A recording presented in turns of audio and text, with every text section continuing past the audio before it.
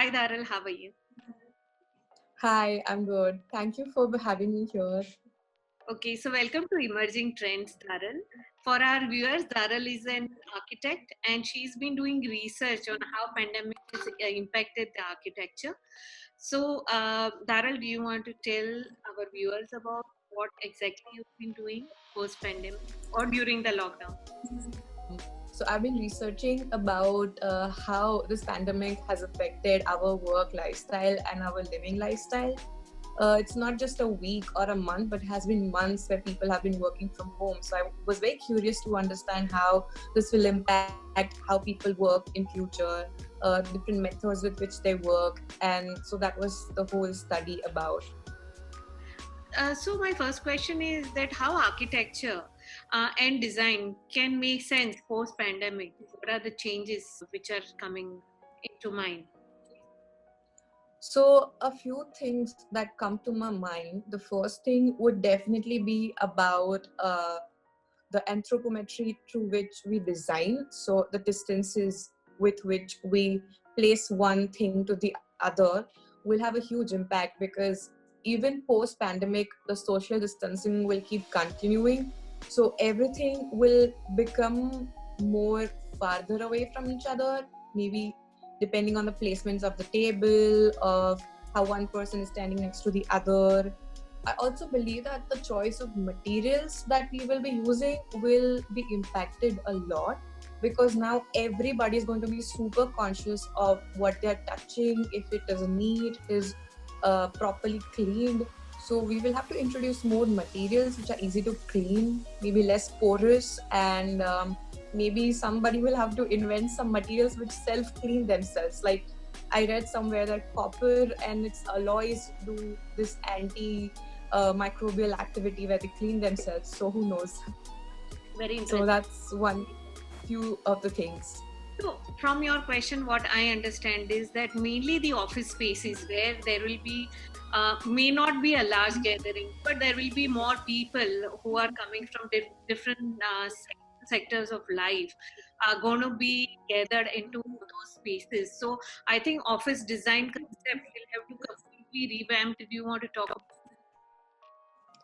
Yeah. So what I realized in my set of interviews is that our recent pre-pandemic trend was to have more open office concept where we don't have cubicles and there are more spaces where people can gather, collaborate, discuss, and come up with new solutions.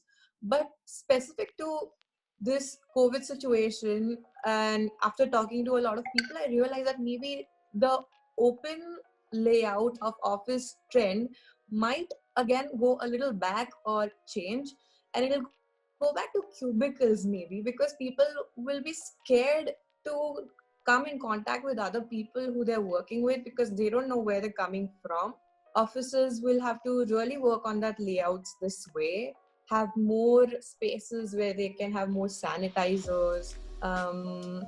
And the most important thing which I realize is that India is still not ready for this, but it will have to be ready, is for letting their workers work from home. So I think a lot of the offices will become a little more flexible, letting their employees work from home as well. So, the other industry which may be very largely impacted by the pandemic would be restaurants and diners and cafeterias. So, have you done any research on that? So there are two things which I saw about this. One is definitely people will prefer less to go to the restaurant, at least till a certain period of time. So the trend of delivering food will increase more. And I don't know if it's a good thing or a bad thing, but definitely food delivery will spike up a lot.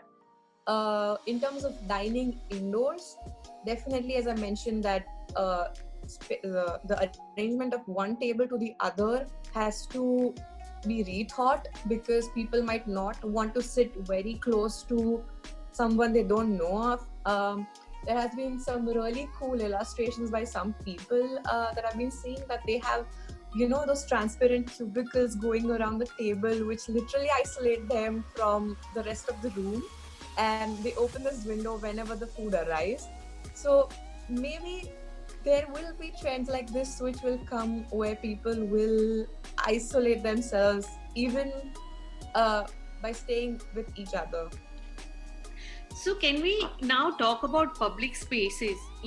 At the moment, everybody is in a complete quarantine, but slowly and gradually around the world, the unlock is coming into place, and the public spaces are being started being used.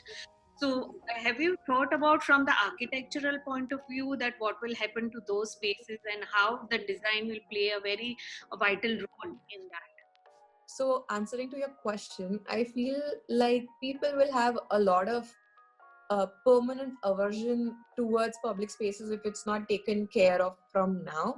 So, in terms of public spaces, what I feel is that we in India as well don't have good, flexible public spaces which can be converted to needs whenever they arise. For example, a lot of places all around the world, they've converted their plazas into emergency hospital areas. So I think we are not at all prepared that way. Like, I know a few examples that a few malls were converted into places for people to sleep in, uh, properly social distancing because they were closed, but we don't have any other spaces like that. So when our gardens are also not good enough, I feel like people staying indoors will get more suffocated psychologically. So we don't only have to take care of their physical health, but also their mental health.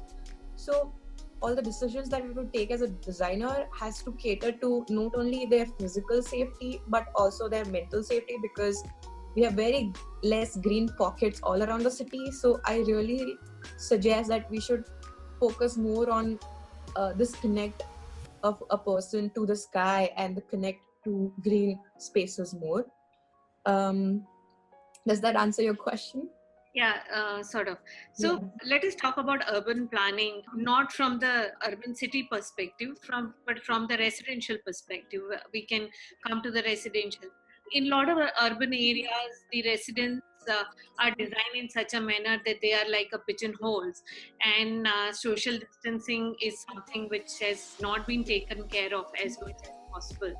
Now, post pandemic, what are the new trends you are seeing in those? So definitely people who want to go out from their houses, we don't have a lot of options for that other than going to somebody else's place. So we really need to think of where can they disperse themselves other than their own pigeonhole, as you mentioned. And as I was saying, that we have gardens around the city, but we don't have large spaces where people can still go, maintaining the social distance, because we can't deny the fact that India is a highly densely populated country, and we need more spaces all around the city where they can go disperse themselves, green spaces or spaces where they can maybe go for a run, so that maybe the running track should be bigger than what they are now. More benches around the park, so maybe they can sit wherever they want. Maybe the terraces can be revamped, because a lot of high-rise buildings are coming up, but all of them, all of their terraces are going into gray spaces, so they're not being used. Maybe those can be converted for public spaces where they can again connect to the nature and can be used as a public space. So maintaining the social distancing and everything. So my last question is that is there any other trends which are coming up which from the architectural point of view which will interest our viewers? I feel that not just food delivery, but online shopping will also increase. So I'm a little bit scared about the typical brick and mortar stores or brick and mortar businesses that are going around. So if we want to still revive those, we have to work around how the queuing system is working for entering those spaces. So for example, even restaurants, if I mention, or even small boutique stores, there has to be a very strict number of how many people they let in, and there has to be a nice arrangement of how people can wait outside. this is not only something that people can do in terms of policies, but human behavior for Indians should also change a little bit. They should not always follow the jugaad system, but really follow a certain norms of not like, uh, going in a bunch of people, always making sure that they maintain distance from each other. So it has to come from within as well. So I think these are the few things that I've observed. Thank you for being here on Emerging Trends, Tarak. Thank you so much for having me.